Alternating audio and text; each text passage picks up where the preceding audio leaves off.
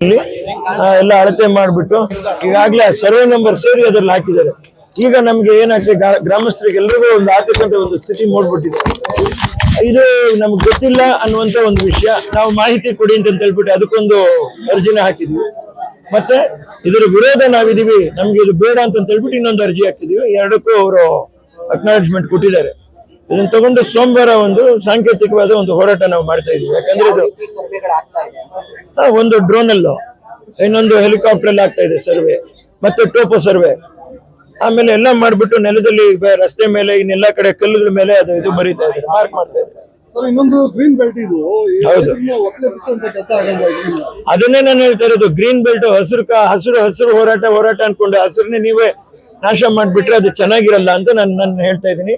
ಬೆಂಗಳೂರು ಪಕ್ಕದಲ್ಲಿ ನಿಮಗೆ ಒಂದಷ್ಟು ತರಕಾರಿ ಬೆಳೆ ಎಲ್ಲ ಬೆಳ್ಕೊಡಕ್ಕೆ ಈ ರೈತರು ಇಲ್ಲ ಅಂದ್ರೆ ನೀವೇನೀಗ ಬೆಲೆ ಏರಿಕೆ ಇದರಲ್ಲಿ ಹೋರಾಡ್ತಾ ಇದ್ರೆ ನಾಳೆ ತಿನ್ನುವಂತ ತರಕಾರಿನೇ ಮರೀಚಿಕೆ ಆಗೋಗ್ಬಿಡ್ಬೋದು ಜೀವನದಲ್ಲಿ. ಹಣ ಇಟ್ಕೊಂಡು ಏನು ಮಾಡಕ್ಕಾಗಲ್ಲ ಮನುಷ್ಯ. ಎಲ್ಲವೂ ಇತಿಮಿತಿಯಲ್ಲಿ ಇರ್ಬೇಕು. ಅತಿ ಆದ್ರೆ ಅಮೃತನು ವಿಷ ಆಗತ್ತೆ. ಹಣನೂ ಅದಕ್ಕಿಂತ ಮೇಲೆ ಭಯಂಕರವಾದ ಹಣ.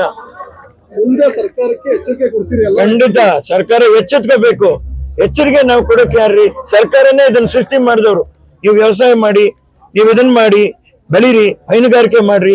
ನಿಮ್ಗೆ ಹಾಲಿನಲ್ಲಿ ನಾನು ಬೆಲೆ ಕೊಡ್ತೀನಿ, ಅಲ್ಲಿ ಹಾಲಿಗೆ ಬೆಲೆ ಕೊಟ್ಬಿಟ್ಟು ಇಲ್ಲಿ ರೈತರನ್ನ ಖಾಲಿ ಮಾಡಿಸಿದ್ರೆ ಹಾಗೆ ಅದು. ನಾನು ಅದನ್ನೇ ಕೇಳ್ತಾ ಇರೋದು, ನೀವು ಒಂದು ಮಾಡುವಾಗ ಇನ್ನೊಂದನ್ನ ಬ್ಯಾಲೆನ್ಸ್ ಮಾಡ್ರಿ, ಯೋಚನೆ ಮಾಡ್ರಿ. ವಿದೇಶಿ ನೇರ ಬಂಡವಾಳ SM ಕೃಷ್ಣ ಅವರಿದ್ರು, ವಿದೇಶಿ ನೇರ ಬಂಡವಾಳ ಹೂಡಿಸಿದ್ರಲ್ಲ. ನೀವು ವಿಮಾನ ನಿಲ್ದಾಣ ಮಾಡ್ಬಿಟ್ಟು ಏನ್ ಮಾಡ್ತೀರಾ?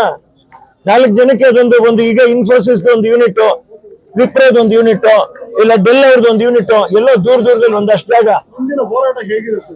ಮುಂದಿನ ಹೋರಾಟ ಉಗ್ರವಾಗಿ ಆಗುತ್ತೆ ಅದು. ಯಾಕಂದ್ರೆ ಇದು ರೈತರ ಪರವಾಗಿ ನಾವು ನಿಂತು ಮಾತಾಡ್ತಾ ಇರೋದು. ಯಾಕಂದ್ರೆ ಅವರ ಜಮೀನ್, ಅವರ ಅಸ್ತಿತ್ವ ನಾಳೆ ನೀವು ಎಲ್ಲ ಕಳ್ಕೊಂಡ್ಬಿಟ್ರೆ, ನಾವು ಕನ್ನಡಿಗರೇ ಕರ್ನಾಟಕದಲ್ಲಿ ಇಲ್ಲ ಅಂದ್ರೆ ಏನ್ ಮಾಡ್ಬೇಕು? ಕಾಸರಗೋಡು ಕಳ್ಕೊಂಡಿದೀವಿ, ಇನ್ನೇನೇನ್ ಕಳ್ಕೊಬೇಕು ನಾವು ಜೀವನದಲ್ಲಿ? ಯಾರು ಬರ್ತಾರೆ ಇಲ್ಲಿ? ಬೇಜಾರೇ ಮಾಡ್ಕೊಂಡ್ಬಿಡ್ರಿ. ಪ್ರಕೃತಿ ನೆಸ್ಟ್ ಬಾಲಕೃಷ್ಣ ಅವರು ಒಬ್ಬರೇ ಕನ್ನಡದವ್ರು ಇವತ್ತು ಕರ್ನಾಟಕದಲ್ಲಿ ಕನ್ನಡ ಕಟ್ಟುವಂತವ್ರು. ಇನ್ನು ಉಳಿದವರು ಎಂಬಸಿ, ಪ್ರೆಸ್ಟೀಜು. ಸರ್, ಬೇರೆ ಕಡೆ ಜಮೀನುಗಳನ್ನ ಮಾತ್ರ ಕಳ್ಕೊಂತಾರೆ, ಆದ್ರೆ ಇಲ್ಲಿ ಗ್ರಾಮವನ್ನೇ ಕಳ್ಕೊಳ್ಳೋ ಪರಿಸ್ಥಿತಿ. ಹೌದು, ಪರಿಸ್ಥಿತಿ ಅಂತ ಹೇಳಿದ್ರೆ ನಾ ಏನ್ ಹೇಳ್ತಾ ಇದ್ದೀನಿ, ಯಾರು ಆತರ ಬೀಳ್ಬೇಡಿ. ಜೀವನ ಭಾರಿ ದೊಡ್ಡದಿದೆ. ಯಾವತ್ತು ನಮ್ಮನ್ನ ಜನಪ್ರತಿನಿಧಿಗಳು ಅಂತ ಆಯ್ಕೆ ಮಾಡಿ ನಮ್ಮನ್ನು ಕೂರಿಸಿದಾಗ ಒಂದು ಸರಿ ನಾವು ಯೋಚನೆ ಮಾಡ್ಬೇಕು, ಏನು ಅಂತ ಇವರು ಕೂರಿಸಿದ್ದಾರೆ ನಮ್ಮನ್ನ.